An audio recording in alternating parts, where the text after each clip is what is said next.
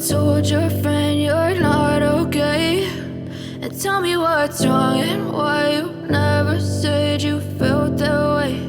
And guess you're trying to stay strong and fake.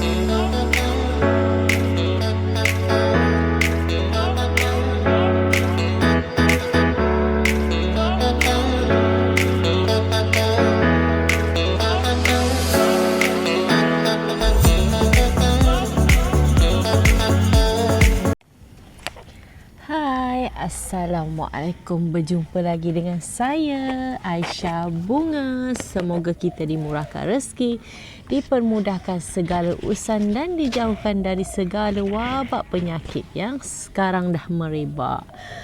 Okey, hari ni saya nak berkongsi dengan korang bagaimana kita nak menjaga pokok Cladidia. Macam ni. Pokok Cladidia. Okey, ada juga yang tanya saya, Kak, macam mana nak jaga pokok Cladidia? Saya ada dalam 6 jenis, tapi saya bawa 2 ni aja sebab saya tak boleh nak angkat pasu berat-berat.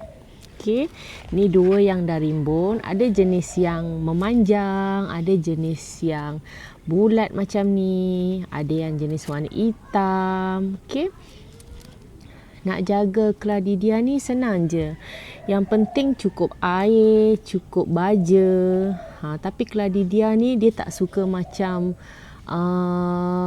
baja yang terlampau sangat. Cukup sekadar sebulan sekali korang baja. Itu pun dalam satu sudu. Sebab bila kalau kita bagi baja, tapi paling elok baja organik. Kalau kita bagi baja yang ada bahan kimia, nanti dia akan merosakkan daun. Tu sebabnya saya cakap tadi, kalau dia ni tak suka sangat dengan baja. Baja yang ada chemical semua kan. Ada juga yang baja macam tu. Tapi kebanyakannya pokok-pokok yang saya jaga, kebanyakannya ada pokok pakai baja organik. Semua saya pakai baja organik. Tak pernah pakai baja kimia ke vitamin B berapa. Sebab pokok Cladidia ni sensitif pada baja chemical. Nanti kalau kita bagi salah baja, dia akan daun terbakar. Lepas tu ada bintik-bintik macam dia panas lah. Lepas tu sering kita lap daun dia biar daun dia tak ada abu, bersih. Okey. Kerap bukannya kita dia bagi lembab macam pokok kita siram tu. Tengok media tanah apa yang korang pakai. Kalau boleh jangan pakai media tanah macam contoh sabut kelapa. Sebab sabut kelapa dia memang menyimpan air. Tapi sabut kelapa ni dia tak boleh macam kalau kita siram, dia terus keluar dari pasu. Dia akan meninggalkan air di dalam pot. Lepas tu Cladidia ni dia tak suka langsung cahaya matahari. Jangan diberi cahaya matahari langsung. Dia suka letak dekat bawah-bawah rimbunan-rimbunan pokok yang lain. Tempat panas langsung tak boleh. Lepas tu, kenapa pokok Cladidia kadang-kadang daunnya bergulung? Cladidia ni bila dia tempat panas, lepas tu kurang siram. Kadang ada setengah orang, saya selalu siram. Memang selalu siram. Kadang siram dia tak menakung air lah. Dia terus pergi kan. Kena kerap siram sehari 2 kali. Tengok pada media tanah. Kalau media tanah korang becek, basah, tak perlu siram. Kering, tanah tu kering, baru korang siram. 2 hari sekali untuk tanah yang kering. Dia memang suka air. Macam keladi juga sama. Tapi Cladidia ni sensitif pada matahari. Korang jangan letak dekat cahaya matahari. Kalau boleh korang letak dekat tempat rimbunan-rimbunan pokok, bawah-bawah pokok, bawah-bawah teres yang tak kena cahaya matahari langsung. Dia memang tak boleh. Dia sensitif pada cahaya matahari. Bila kena cahaya matahari, dia akan menguning, terbakar, tepi-tepinya terbakar. Okey? Itu untuk keladi dia yang tak boleh kena panas. Lepas tu satu, ada setengah orang dia tanya, "Kak, kenapa pokok keladi saya bergulung?" Kenapa dia bergulung? Sebab panas. Okey, kalau yang pokok yang bergulung tu, saya syorkan korang siram air banyak-banyak dekat pot tu. Siram air banyak-banyak. Lepas tu, lepas siram, korang letak di tempat yang redup. Letak di tempat yang redup. Kalau boleh bagus, dalam bilik air pun okey juga. 1 malam. Kalau korang tak nak letak dekat bilik air dalam 1 malam, korang boleh je letak di bawah-bawah tempat yang redup sangat. Di bawah-bawah pokok-pokok yang besar, korang letak. Biar dia tak sampailah 1 hari, pernah juga pokok saya bergulung. Masa tu cuaca tak ada hujan. Memang cuaca panas. Saya kerap siram, tapi dia tetap bergulung. Saya siram banyak-banyak, saya letak di bilik air ataupun di bawah-bawah pohon yang redup. Saya biarkan selama 1 malam. Okey, alhamdulillah besok pagi dia akan terbuka balik. Dia akan terbuka balik. Kalau bergulung tu bermakna cuaca panas. Lepas tu dia kurang air. Okey. Itu satu.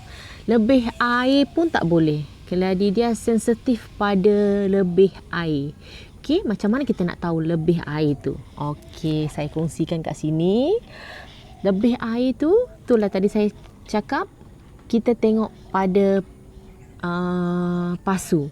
Kalau dalam pasu tu air bertakung, kalau boleh media tanah tu korang tukar. Pakai media tanah sekam bakar, sekam padi. Sekam bakar, sekam padi tu korang banyakkan.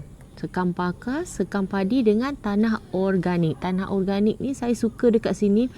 Saya suka pakai tanah organik sebab dia dah ada dalam tu, dah siap dia campuran tanah. Dia campuran tanah. Cuma dia tak ada sekam padi dan saya rasa sekam bakar ada. Sekam padi mentah tak ada.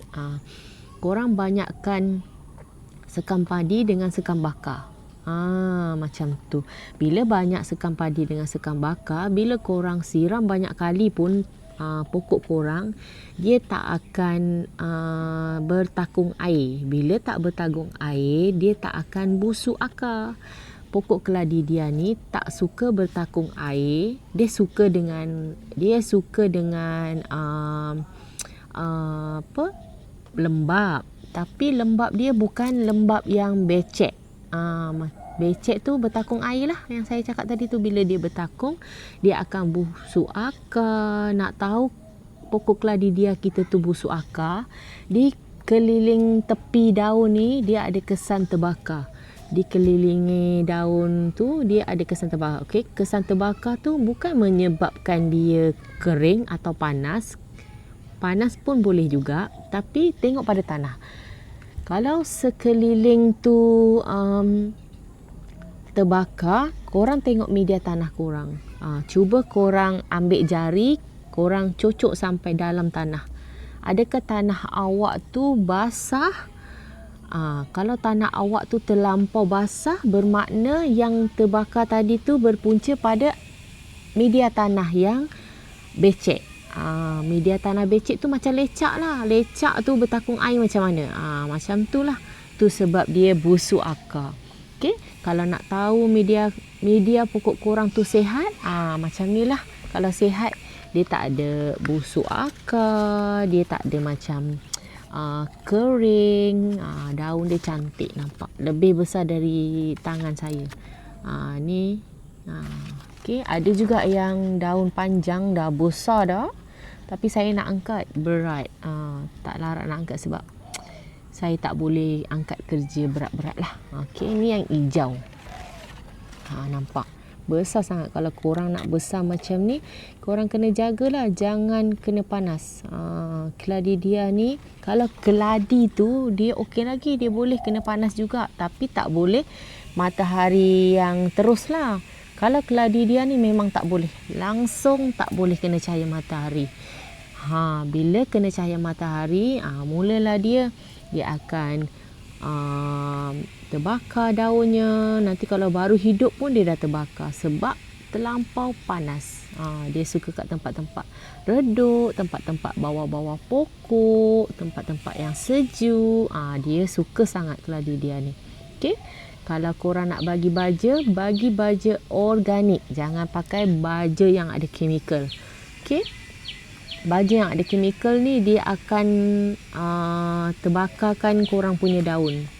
Kalau selama ni saya pakai baja organik, alhamdulillah lah tak ada terbakar daun. Dulu saya suka taruh B1, saya suka taruh baja yang pakai bahan kimia, sebab saya tak tahu, saya belum belajar pasal baja. Lepas tu saya belajar lagi pasal baja, saya dah tahu dah. Baja yang banyak chemical ni tak elok untuk pokok. Dia memang akan terbakar nanti daun. Lepas tu B1 pun tak elok untuk pokok keladi dia ni. Dia akan terbakarkan daun ni. Dia tak boleh macam yang panas. Sensitif pada baja yang ada chemical panas. Okey. Itu perkongsian saya, cara saya. Kalau macam korang nak tahu lagi apa tanaman, kalau boleh saya buat video. Ni pun alhamdulillah hujan dah berhenti, saya bolehlah buat video. Sebab musim hujan, bila musim hujan saya punya tempat yang saya selalu buat video ni tak ada bumbung. Jadi hujan susah. Okey.